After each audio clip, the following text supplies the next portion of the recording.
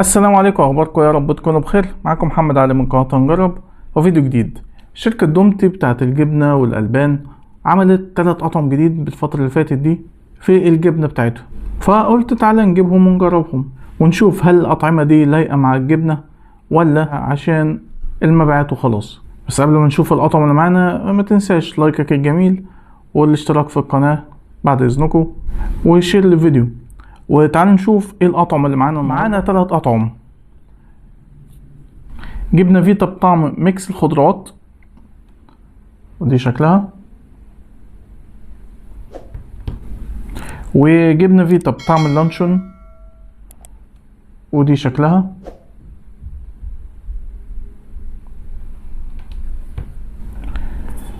وجبنه فيتا بطعم السجق ده شكل العلبه.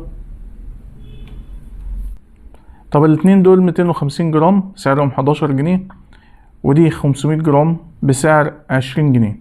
هو يعني كون ان تبقى الجبنة معاها ميكس خضار مقبول، واللي بطعم اللانشون منطقية طبعا، بس اللي بالسجق دي هي الغريبة شوية وانا متحمس ليها، فهخليها للاخر عشان ندوقها مع بعض.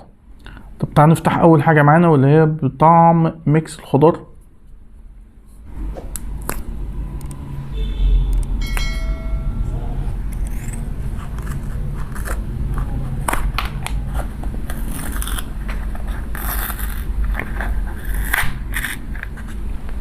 طب ده شكل الجبنة من جوه.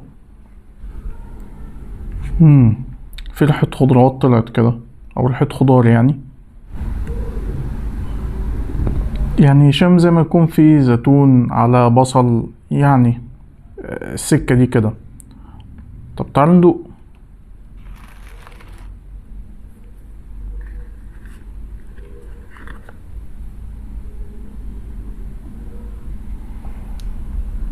ده شكل الجبنة، هي دومت اللي هي الفيتا بلس بتاعتهم يعني.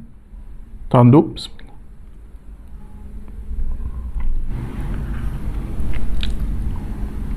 طيب هو فعلا في طعم ميكس الخضار او طعم خضار، يعني ظهر معايا طعم زي ما يكون على بصل على زيتون، والغريب ان هي فيها شطشطة، يعني مدي على طعم فلفل اخضر شوية. هو في الاول وفي الاخر انت حاطط طعم ميكس خضار، فليه لازم تشطة يعني؟ انا شخصيا انا بحب الشطة فانا مش متضايق، بس في شريحة كبيرة ما بتحبش الشطة، ولو في اطفال بتستعملها في سندوتشات المدرسة او كده او في البيت هيضايقها موضوع الشطة ده، فبصراحة قفلني شوية موضوع الشطشطة بتاعتها. طب تعال نشوف اللانشون.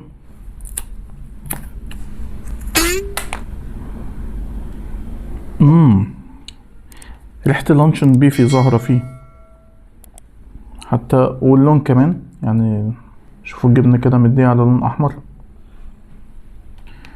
تعال ندوق. بسم الله. هو فعلا طعم اللانشون البيفي بالظبط، والطعم منطقي اوي يعني. في ناس بتعمل الجبنة على اللانشون وتركيبة مقبولة يعني. طيب تعال نروح لاخر حاجة معانا،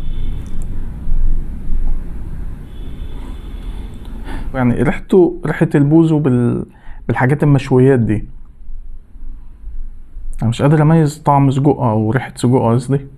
ف يعني هو لونها على اصفر شوية او اصفر محمري شوية، مش بيضة. طيب ده الشكل وريحة، تعال نشوف الطعم. بسم الله.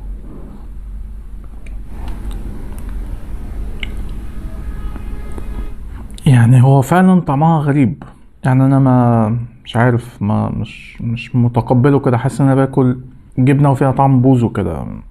يعني الريحة بصراحة اقوى من الطعم، وبعدين فيها طعم كده زي ما يكون لاذع، طعم لاذع كده حامض شوية، فمش موديني خالص ناحية، حتى يعني مش جايب طعم الشوي. لا ده طعم غريب بالنسبة لي، مش مستساغ.